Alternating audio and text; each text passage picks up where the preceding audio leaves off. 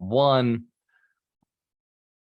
Welcome back, Alchemist. This is mission number 15. We have made it all the way through past week 1, past week 2, and we're deep into the recession-proof challenge. In fact, we're halfway through. Week 3 is a powerful week. This week is all about making that money, baby. It's about monetizing all those people. Hence, Camp, we only know people so we can make money from them. No, it's dirty, but yeah. Mostly, this last 30 days, or these next 30 days, 15 days, this challenge is about just like money relationships. That's it. You know, I didn't tell you to go out and find a new spouse. Hence, Camera, if we recognize this is about making money, right? We're trying to find the perfect partner for our life. We're not trying to find out the friend we can throw frisbees with. This is about finding the people we can play in our business with, the people who we can make money with. So week 3, it's finally time to make some money. I haven't talked about money too much. I've talked about, we've got to do this, get some of it. But at week 3, I'm going to teach you 5 different ways that you can monetize the audience that you already have. Hands to camera if I got your interest now, if I've got your attention. Excellent. Give yourselves a round of applause for showing up every single day for the last 15 days. Mission number 15 is all about how to get other people to pay for you to do the marketing that you're doing in your business.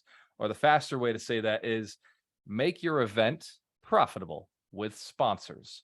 Hands to the camera if you know you probably should do an event at some point, whether it's virtual or in person. Yeah, all of you, every one of you. Even if it's your birthday, monetize your birthday. I don't care what you have to do, but throw an event and then have other people who would likely be clients of yours come. You invite people who you can make money with. So we're actually doing events next year. We're going to be doing one of these. And I want to share, maybe doing 3 of these, but I want to share how we're doing it. I've brought in a partner who actually helps us sell to sponsors. It's what she does for a living. Would it be interesting if I brought in somebody who teaches you how to make an event profitable, how to sell to a sponsor? Would that be valuable to you? Excellent. So in a minute, I'm going to bring Diana Davis up. So you can see Diana is on the call here. She is not just here to look good. She's actually very intelligent and she has some serious skills. She's probably the best in the business that I've ever met for filling other people's events with sponsors for their events. Hands to camera if you'd love that service for yourself also. Instead of you having to make all those calls to the sponsors. I agree. What can I say? I'm ambitiously lazy. I thought the same exact thing. So I'm going to give you 6 steps in order to do this. And then I'm going to have Diana Davis kind of go through the process and have that conversation. Hands to camera if this is valuable to you. Excellent. Okay, rock and roll. So you want to make events profitable with sponsors. Step 1, ask for event sponsorships early. The sooner you do it, the easier it is to get sponsors. And by early, I'm talking about like 90 days out minimum. Really, a lot of my buddies who do like wedding expos are 6 months out. They're like filling sponsors way before the event even happens. And in some cases, a whole year before. So make sure that you're asking sponsors frequently and early. Number 2, personalize your request for each potential event sponsor. They're all different. These are just like clients. If they're a mortgage broker, if they're a lender, if they're an attorney, if they're a home inspector, if they're a contractor or a plumber, you have to make sure that you're reaching out to them a little differently so that they understand that there's super value for them in the room. Number 3, follow up, follow up, follow up, follow up, follow up. And Diana is the queen of follow-up. So she's going to talk about that, I'm sure, in a little bit. Number 4, and by the way, we use follow-up. We use Alchemist Connect. Hands to camera if you've figured that out by now. Everything I do is an AC. One platform, one way to follow up with everybody. Number 4, celebrate your sponsors. Make them feel special. Let them know that they're a player. And then on your social media, and when you're talking to other people, talk about, man, I got this person coming. I got this person coming. They are amazing. You wait till you see them. Number 5, be creative when asking for event sponsorships. Be creative. Remember, they may not just be a direct, hey, yeah, I show up to events, I pass up business cards, I make money. They may not have that process. It may be, maybe they want to speak. Maybe they want to be the person who's got the name badge on the tags, right? Maybe they want their name on the badges. There's a lot of different ways to get creative when asking for event sponsorships. And number 6, polish your online presence. In fact, Diana's been on our ass about this this week. So look, I need a landing page for the event that we're doing together. So you must have your online presence where the sponsor goes and looks, says, okay, what event am I going to be a part of? Make sure that they've got something really cool to go to. Hands camera, if we can follow these 6 steps, they're also on Alchemist Nation. So you go back and review them, and I've gone into more detail on them there. Without further ado, let's give Diana Davis a big round of applause. Hello, Hey, you're up. everyone. Okay. Some of what I'm going to talk about is going to build on what you just mentioned, your 6 steps. But first, I want to start out by saying that literally anybody can do this. It is, I just sort of fell into this years ago and decided that it was working really well for me. So I started my own business. So it's definitely not a difficult thing to do. It's sales. It really is. And I will start by saying I don't even consider myself a salesperson because I don't do traditional sales. I do relationships. And so for me, the most effective way of selling is building relationships. So 3 things for me that make me successful in this business are: one, it's the product that I'm selling and the facts behind it. So essentially, if I have a good product or if I have a great event and there's something beneficial I'm offering to people, then they're going to join. They're going to sponsor because they're going to get something out of it. But that also following that is my passion behind what I'm selling. And so you have to be able to communicate the passion that you have about your event to make people believe in you. And to me, because the third thing is relationships. People buy from who they like. So if you don't establish a relationship with people and you're just going to them saying, hey, I need your money, let's do this, it's not near as you have to create the emotional attachment. So building the relationship is key for me. And almost everything I do, and this it kind of goes what Walter was saying a second ago, is I hate to say it, it sounds kind of really bad, but everybody I meet, I look at as a potential sponsor for something that I work on.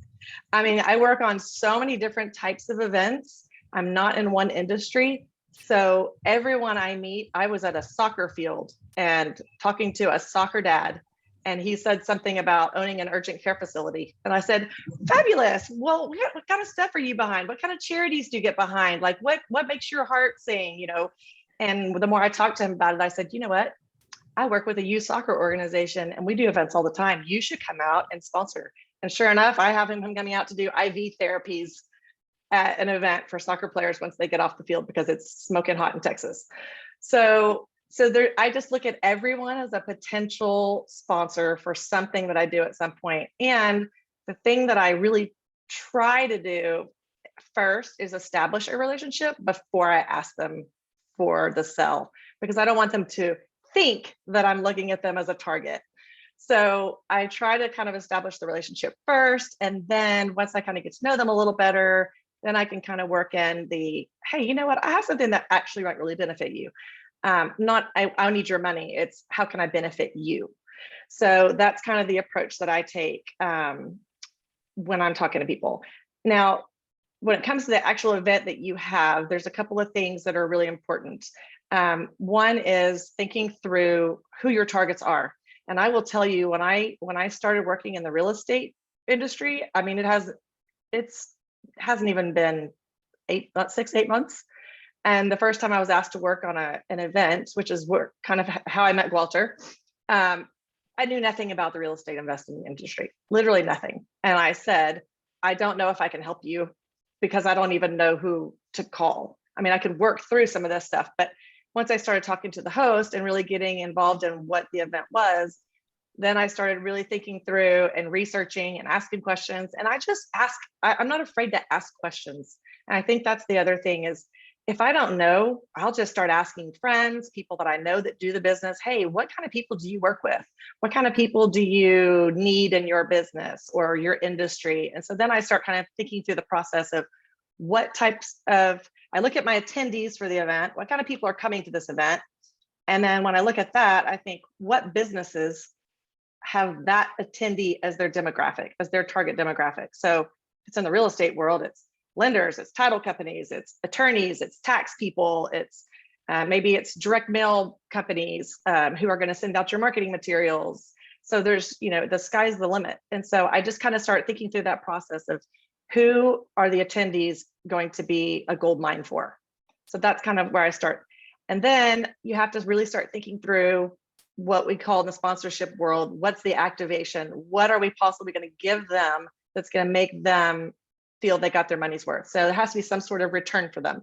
So I think through okay, and this is kind of going along with what Walter said too. It's what kind of different things can you be creative and offer so that they look at your event as different than a million other events. And one of the things is I try to stay away from is just offering a booth, because everyone has an event, everyone can have a booth. And usually it's on a break when people have, 10 minutes to go out into a foyer. And if I was a sponsor, I want someone to spend more than 2 seconds or 30 seconds at my booth and then run to the next booth and then the next booth. So I try to think through what are some other value added things that I can get for my sponsors that make this investment a lot more worthwhile, which is speaking. Like Walter said, there are opportunities at different types of events where I have sponsors, especially in the real estate industry, where they want to be up there speaking because they want 15 minutes of undivided attention on them. And that's worth thousands of dollars to them, because they actually get to talk about their business and everyone sees who they are. And it's a very focused kind of opportunity. So speaking is a huge one. Then there's also, depending on who you are, if you have a social media following, it's how many followers do you have? How many views do you get on your posts? And then kind of like really thinking through that. Or do you have, a good email list that you could send out communication to? Where for Walter, it's, for the event that I'm working on with him for next year, he has a great platform. Alchemist Nation is a very great, it's like a fabulous platform where there's a lot of people going for that one specific thing. And having someone, having Walter offer someone to come on and do a webinar. I can get my sponsor to do a webinar with Walter, and then all of his, followers are going to get to see this. That's a huge win. It's also, the landing page, and I have been on their ass. I need a landing page. I can't sell it until I have something to show. And so if you don't have something to show, then no one's going to get really excited about it. So it's kind of hard to say, hey, call someone, I'm going to do this event and I really would love for you to be a sponsor. But you get a lot more credibility when you have something very creative and very professional to show, which sometimes could just be a flyer. It could be a 1-page PDF document with some great graphics on it that make it look exciting. Or in Walter's case, they're doing a landing page, which will have lots of information. It'll have a link to where people could also buy tickets possibly. So you can use it for your attendees and your sponsors. You can have a hot link that's for, if you want to be a sponsor, click here. And then, there are people, and I even reached out to some of my real estate investing coaches and said, what's beneficial for you? Like, tell me what you would want included in packages that would make my event better than the other events that you sponsored, because I want to know how to make mine better. And so I look at other people's, and then I go and kind of look at their websites and their landing pages. And then I try to figure out what we can offer that's more.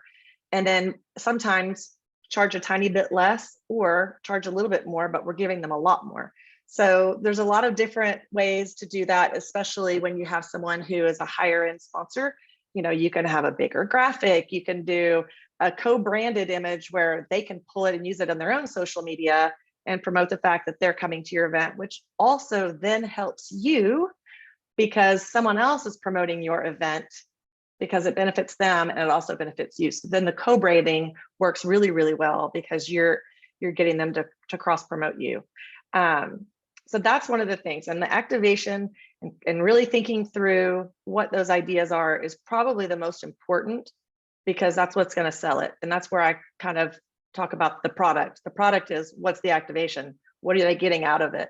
A lot of people, especially in this industry or in the real estate world or any other independent businesses, you're not going to have a huge social media following. So not necessarily going to be a big selling point, but it's how else can you promote me? And a lot of it is pre-event, email blasts, marketing, how you're communicating to the people that have signed up. Once they have signed up, how often are you communicating to them before leading up to the event? Is it once a week? Is it once every other week? But kind of regular communication and letting them know, hey, these are the sponsors that are going to be there. That's the kind of stuff that people want. They want constant promotion. And not to plug Alchemist Connect too much all the time, but you can do all of those automations in Alchemist Connect. The email can go out week 1, week 2, week 3. The text can go out week 1, week 2, week 3.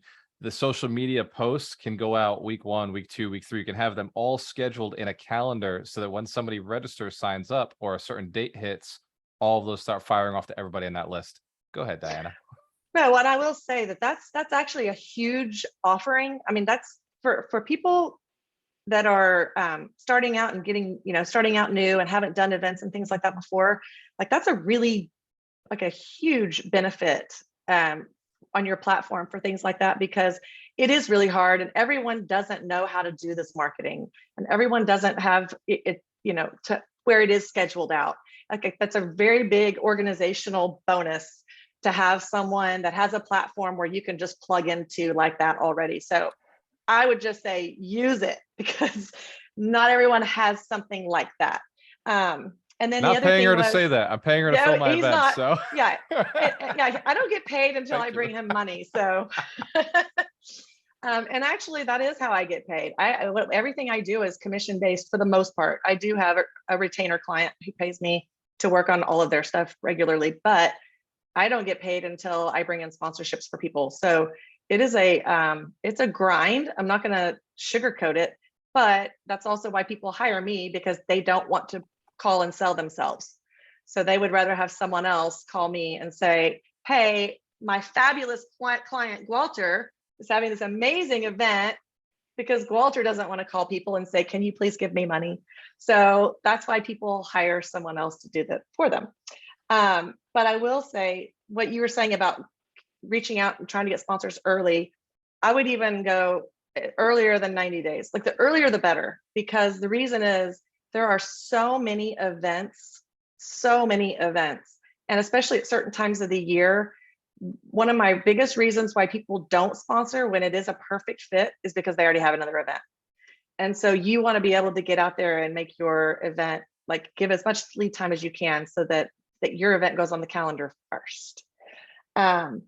And then what else did I have written down here? And then the last thing is, for me, because I'm the person who's just getting sponsors, I go to the events even though I'm not part of the events, because I want to go to the events and I want to build the relationship further in person and hang out with these people, go to dinner with them, do whatever I need to do to build the relationship. Because like I said before, people buy from who they like. And I can tell you, the people that I'm already talking to about sponsoring Walter's event are people that sponsored the last event I was at, because I hung out with them every night. I hung out with them during the day. I chit-chatted with them. I've stayed in touch with them as a friend. I even had 3 of them come in town 2 weeks ago to just come and hang out in Dallas, just to all kind of reconnect, because we all just had a really good time. So the relationship to me is the most important part. And that's why I say I don't feel like I'm a salesperson. I feel like I'm a relationship person. And that's how I get my sponsorships, really, for the most part. That and just connecting, always connecting. Let's give Diana Davis a big round of applause. She is a connector. And it's funny because the most successful people I've seen in this business are connectors. They're relationship people. They focus on relationships. Who here has heard real estate's a relationship business? Yes. Who here has heard that business is a relationship business? Any business. It's all about the relationships and the connections. So And Diana the building Davis trust. has building trust, rapport, liking, all of those things come from you first liking the person you're talking to. I think Diana kind of alluded to this. She actually likes her clients. She likes the people she's working with. And that's why she's able to say, hey, let's go hang out. You have to like them. If you don't, I guarantee you no money, they're going to feel it. You're going to feel it. No money will be made. And if any money is made, it's like, that's blood money. It's not real money. You'll get rid of it as quick as you can. So Diana, I know I mentioned this a long time ago. So at some point I have a feeling you're going to put a course on Alchemist Nation that goes over this whole process, because you just, who thinks, hands by show of hands, who thinks she delivered that very well? That was a really valuable training. Awesome. Let's give Diana Davis one more big round of applause. Thank you so much. Taking questions? Yeah. Now, yeah, if you have we're any going to be questions. taking questions. I just want to hit the stop record button, and then we're going to do Q&A right now. So for everybody who's listening, Mission 15, take action on reaching out to your 10 people, put 4 of them in your database, make 1 social post, and remember, read 10 pages in one of the books, whether it's Think and Grow Rich, not Think and Grow Rich, How to Win Friends and Influence People. The other one, Endless Referrals by Bob Berg, and Meet 100 People by Pat Headley. They're phenomenal books, but of course, they can't be doing anything for you unless you take action for yourself. Now, this message will not self-destruct, but your business might if you don't go and take action. Cheers to success. I'll see you on the next one. And